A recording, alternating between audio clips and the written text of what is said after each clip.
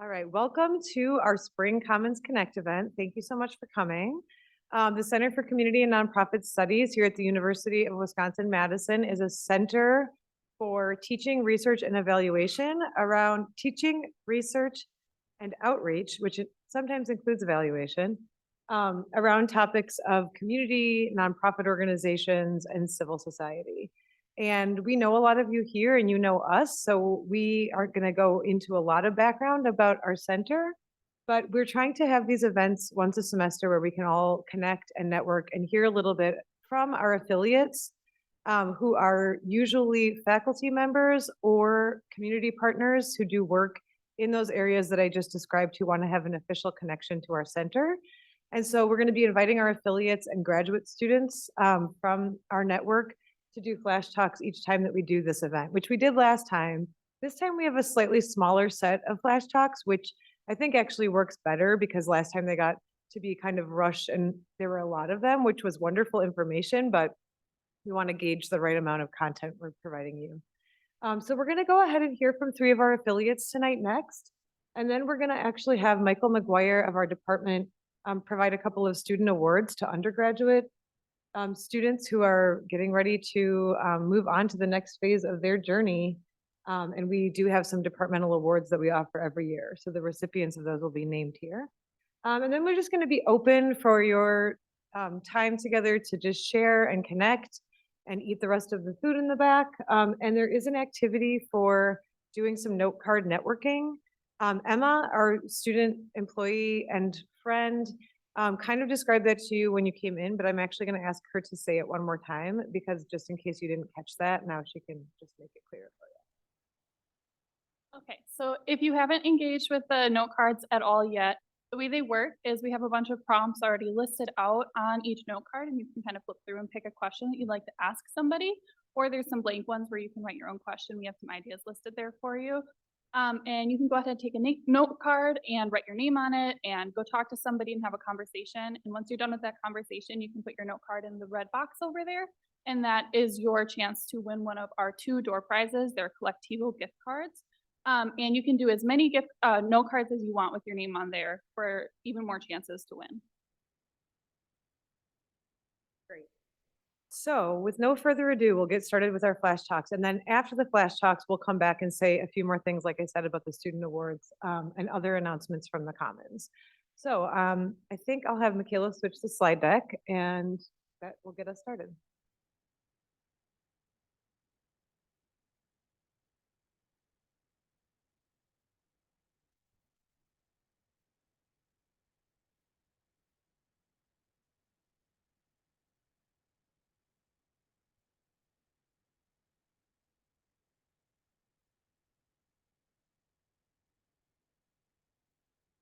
Hello, everyone. It's great to be here with you this afternoon and to see some familiar faces in the crowd. I'm going to be sharing about my dissertation research, which I recently defended, which is very exciting. I'm happy to be sharing with you all. But the title of my dissertation was Strengthening the Village. Exploring informal shared housing as an opportunity to prevent and address youth homelessness. And strengthening the village here kind of refers to the old adage of it takes a village to raise a child. So thinking about how you can imagine shared housing as part of that village of supports that youth need. So informal shared housing is a term that I use in my research, but it's not super widely used. So just to sort of share a little bit about how I define it in my work. It's arrangements where someone is living in a household and is neither a dependent or spouse of their host and is not on a lease. So basically this means that they don't have any formal protections related to their residence in that home. Some terms you might have heard used that are included in this definition are things like doubling up, couch hopping, couch surfing, informal hosting, things like this. And of course, this housing can be rented, The primary host could be the owner of the home, and it can also be provided by a broad range of individuals. So, youth's chosen family, people that they care about, the related family, romantic partners, friends, mentors, acquaintances, strangers, all sorts of people can provide informal shared housing to young adults.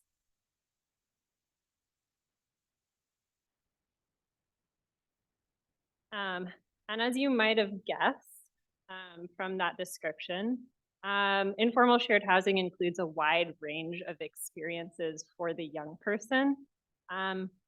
So I like to think of it in terms of safety and how long it lasts or how stable those arrangements are. And when I talk about safety, this is a spectrum and it's not clear cut, but generally the way that I think about it is the youth in a safer arrangement is free from exposure to violence of any form or threats of violence or discrimination.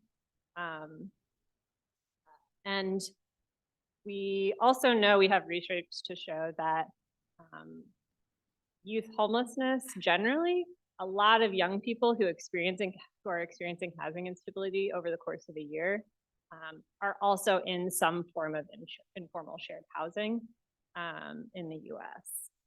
So this is a common form of housing that young people rely on, including when they're unstably housed.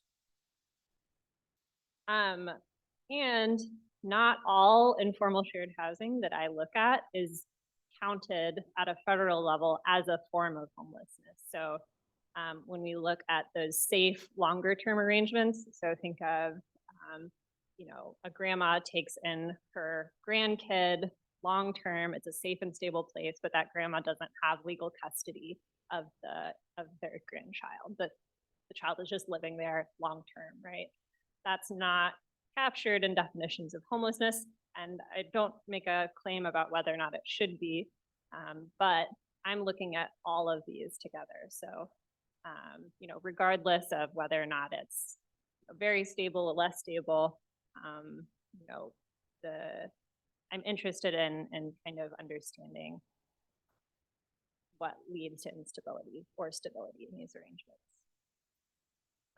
The prior research on these topics, particularly when we look at youth, has really focused on those short-term situations, so couch hopping, things like that.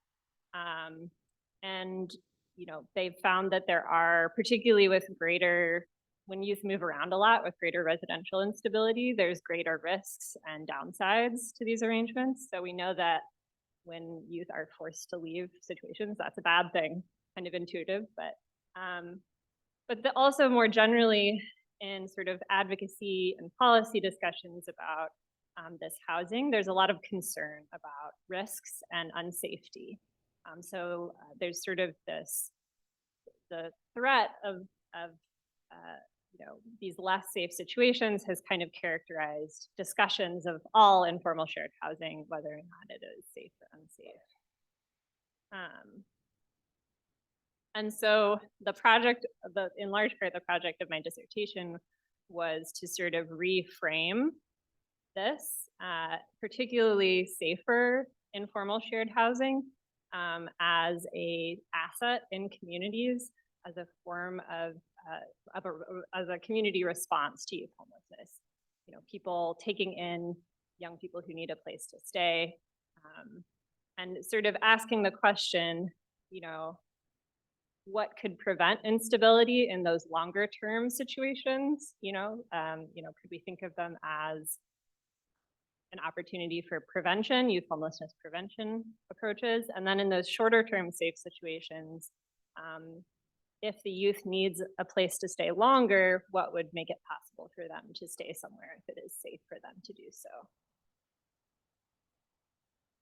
The other piece of my research is using a social ecological frame. The School of Human Ecology is big on the social ecological model, so this should probably be familiar to many of you. But the current federal policy and practice response to youth homelessness is really centered on individual youth and their relationship with social services and public systems. So shelters, case managers, and et cetera. And very rarely will those approaches kind of integrate a nuclear family approach, so parents and others into the discussion. So this is mainly for minor youth. They'll start to talk about like preserving the youth in their family of origin or reconnecting the youth to their family of origin. And I make the case that we're missing a lot when we focus on that really on the youth as an individual or even as the youth in the context of their sort of family of origin. We're missing a really broad network of other supports and important people in their lives who can and actually do provide them with support and sometimes housing.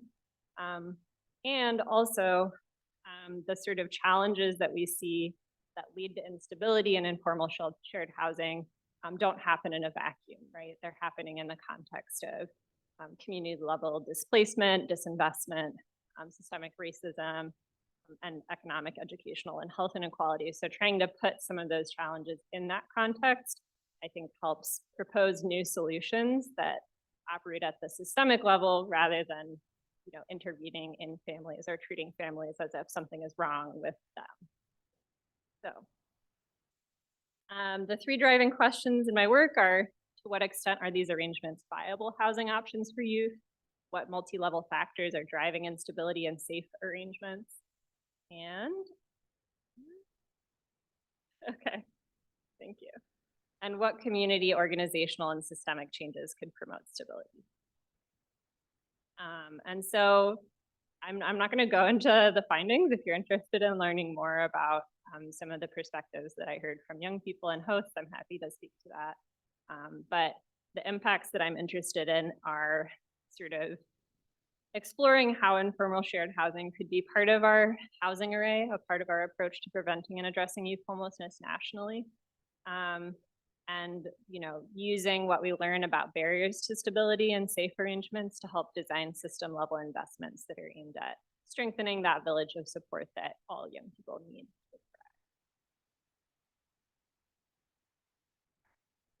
All right, I think that's it.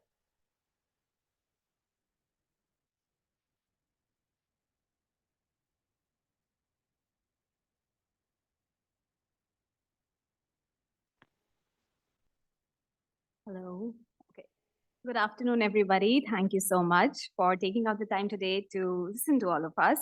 My name is Prerna, and I'm a PhD candidate in the Department for Civil Society and Community Studies at the School of Human Ecology. And I will give a flash talk on my dissertation research, which is tentatively titled Power and Politics in Community Development Partnerships. My dissertation study looks at the power dynamics that play out between various stakeholder groups in a civil society setting. And I take the particular case of a grassroots community-based organization called Jungle Jeevan Sansthan, which is a pseudonym that I'm using of this organization that works in Western India. This organization started out in the 1980s as an environmental organization, and over the years and decades, it has taken up various different projects in various thematic areas. And currently, it is not very actively working on any environmental themes per se. Its only funded project right now is a corporate social responsibility project, a CSR project. And it is funded by a corporation which several people in that area allege is responsible for environmental pollution in some villages. So I'm kind of looking at what this means for the organization and kind of looking at its history and its current positioning when it comes to funding and strategic programming and decision making. Till now, I have done 2 phases of ethnographic fieldwork in 2021 and 2022. And during the second phase of my fieldwork, I also concluded a community-based participatory project which focused on nutritional well-being, since a lot of people brought in this issue of environmental pollution to understand how it was affecting their nutrition.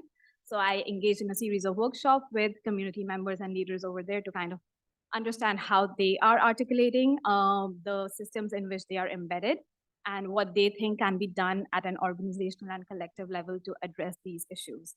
I'm looking at this research problem and the power dynamics through 2 lenses, 2 perspectives.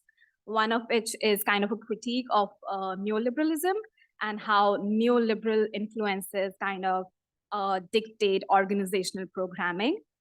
It is ever more pertinent in the current philanthropic landscape in India because in the past 1 decade, there has been increased government crackdown on foreign funding sources and also the kind of work that is done by civil society organizations. Several experts and activists have termed it as all these changes in policies as a tool to silence the more political work that is being done by civil society bodies. So it is interesting to see how it affects grassroots organizations like Jungle Jeevan Sansthan.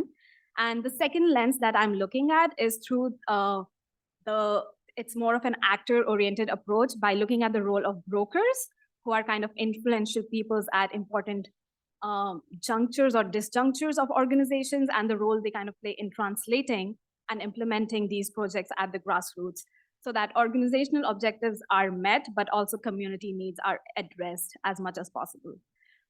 If you want to know more about my work, I have also published an essay in the digital magazine Edge Effects, which is a magazine run by UW-Madison grad students. And I wrote an article titled Hindustan's Ink and Corporate Social Irresponsibility, which kind of unpacks a lot of themes related to environmental justice, funding, corporate social responsibility, and community voices. And because I only prepared for like close to 3 minutes, I will conclude with what my project means for the Wisconsin idea. The Wisconsin idea impact of my project is that I think it's a pertinent project to bring in global perspectives when we think about human ecology and how people and their well-being is nested in these interconnected systems. My research study also brings into conversation nonprofit power dynamics, especially the concept of nonprofit industrial complex, which is more of a Western concept, which has been very powerful to understand the nonprofit relationships in the context of the US, and how can NPIC be understood in the context of nonprofits working in the global South. Thank you.